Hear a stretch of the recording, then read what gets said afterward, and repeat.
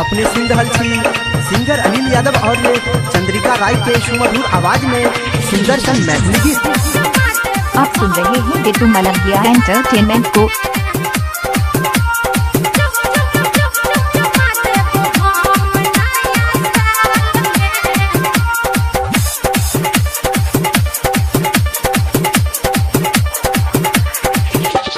Love you लिख के करे जा।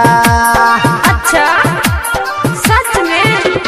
लव यू लिख के करे जा, रखने अच्छी और रुमाल में। लव यू लिख के करे जा, रखने अच्छी और रुमाल में। मिले थोड़ा सा ये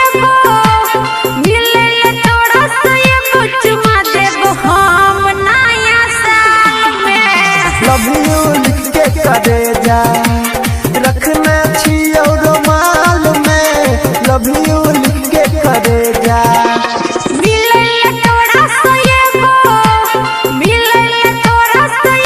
चुमा देबो हम नया साल में। लव यू लिख के करे जा।